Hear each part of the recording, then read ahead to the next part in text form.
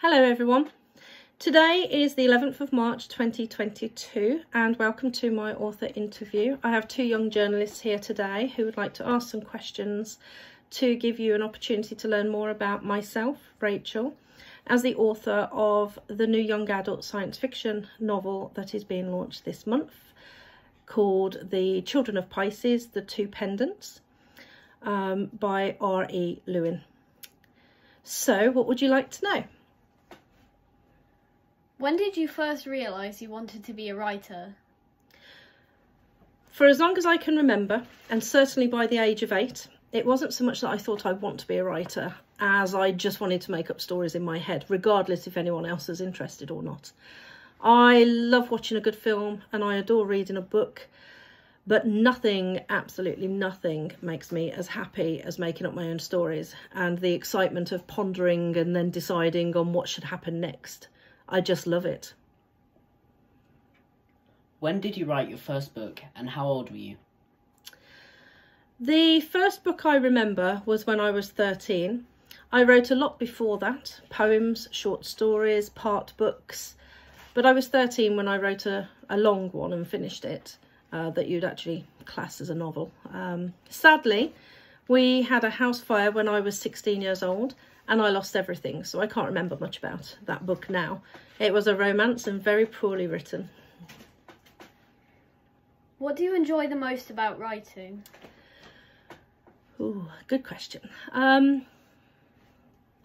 think I like the thrill of making something up and escaping from reality into a world that has no limitations. And the comfort of being able to sit there and do something that I love with my animals all around me, which I could do as an IT project manager because I was on international conference calls all the time. But there was other people included and I like the imaginary people in my head and the stories that I make up more than anything. Yeah. Where did you get your idea for the series? Another really good question. So I guess as a country girl who always loved animals and grew up with many animals around me, I wanted to write about a girl who could talk to animals. I started book 1 in my 20s. I never realised it was something people could actually do at the time. And 20 years later, I studied animal communication for myself. I just didn't realise that that existed. So I must have known something deep down. In my 30s, the book was half done when The Beastmaster and other similar movies and books came out that made mine seem a little bit samey or simple. Also, I was starting to get more into things like X-Men and science fiction movies that I just really loved and changed my concept. So I decided it needed more than one girl who could talk to animals. On my many dog walks, the story grew, but I actually think it just poured through me from somewhere else. It just seemed as if the entire story was already in me and it just needed a way to get out. So it doesn't really feel like I made it all up, really, if that makes sense. What would you say is your interesting writing quirk?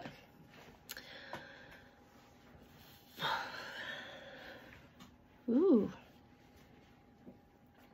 I have so many. I'm a nyctophile, which means I prefer the calm and peace of night and darkness.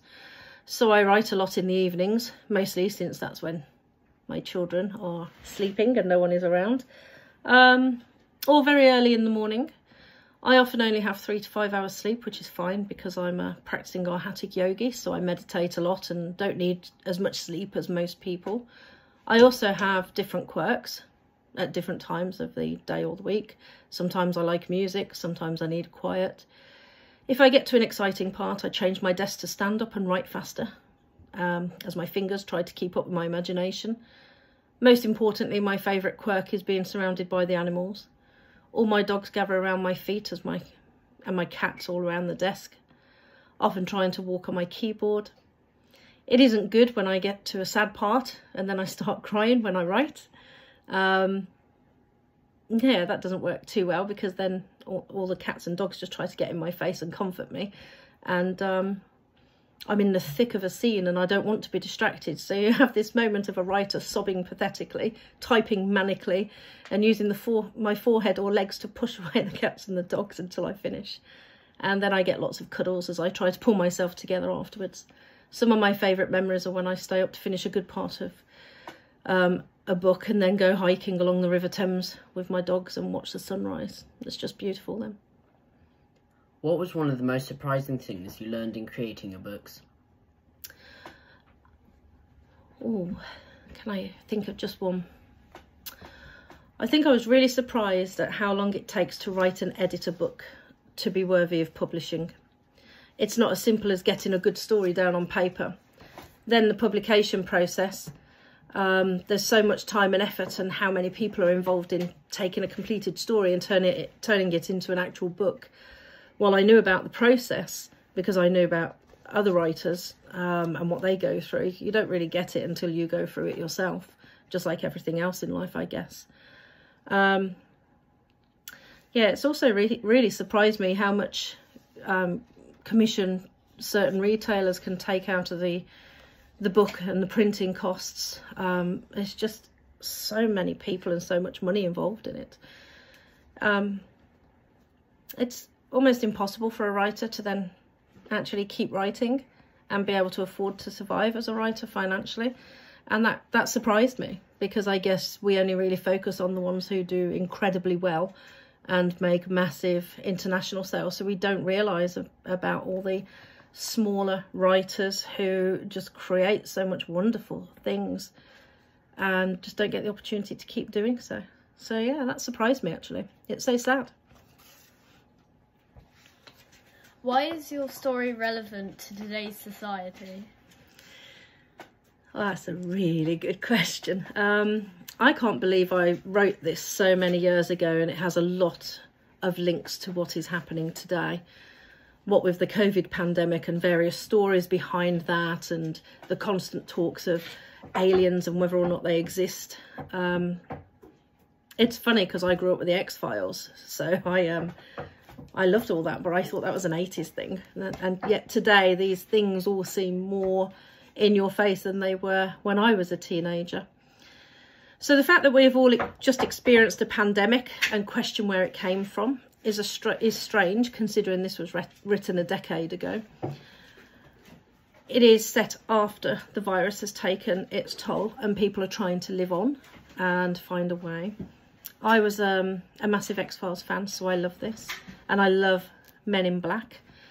And whether or not something like Men in Black exists today is always a question I ponder regularly with my children. Life always continues after any war or pandemic or disaster. That's what we humans do best. We fall, we pick ourselves up, we dust off our knees, and we carry on stronger. Life is full of beautiful moments that are yet to be had. When my twins helped me to edit this book during lockdown, they were 11. And we were amazed at how helpful it was with the pandemic and our ability to handle it more positively. It was strange that I wrote this when they were babies, when I was pregnant, when they were babies, and when they were toddlers, because it was so meant to be for this pandemic, for them now. And I see that now. It is for helping all the teens after this pandemic. We realised that COVID was nothing like a truly devastating pandemic, so it made the whole situation easier for us to cope with. We just kept saying at least it wasn't Pisces. That would be far worse. What do you like to do when you're not writing? I like the simple things in life, really. I like to read and walk, sit in the hot tub, watch the stars in the hot tub with my children, and the dogs jumping up, trying to get in with us. I love being in and near water, so walking along the river or a beach is all I really need in life. Good weather and being able to swim without getting hypothermia in this country is just the cherry on top of the cake.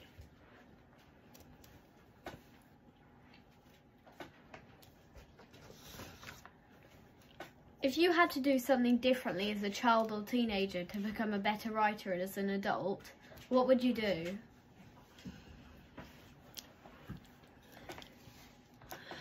I would go back in time and cancel my computer science degree and do English at university instead. I was so bad at technology, I signed up for computer science in a temper and determined to master my fear of tech. I had a wonderful career from this and did write and review many technical documents over the years, but my grammar and English would be so much better if I'd studied it more. I reconcile with this because my IT career has served me incredibly well financially and made my life as a single parent financially stable and independent. For that, I am truly grateful. My education has been amazing, and I advise every woman to strive for independence and education. It is truly a powerful asset. The best advice my mother ever gave me was to get an education and never be dependent on a man. So I cannot complain or regret because I did so well. Do you believe in writer's block? I'd say yes. I have to say, I personally do not like planning my book too much because I find it blocks me more than when I write freely. I would plan something and then I'd get stuck.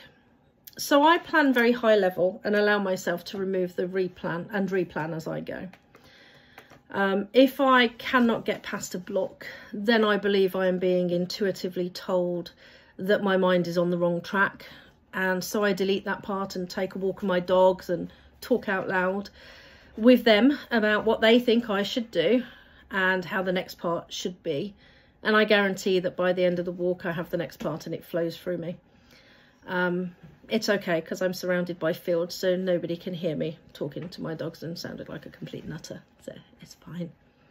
Sometimes I think Gracie, my Labrador Retriever, who is actually Fudge in this book, co-wrote with me because I am sure she answered me on the walks and put the plot together alongside me. For me, I see blocks as a wrong turn, not to be overcome, but to be removed and readdressed. Once I had finished the chapter, I would update the book and then replan the outline accordingly. Is that it? Okay. I hope that has given you more information on the book and the author, and thank you very much for taking the time to listen to this. I hope you really enjoy it. Have a great day.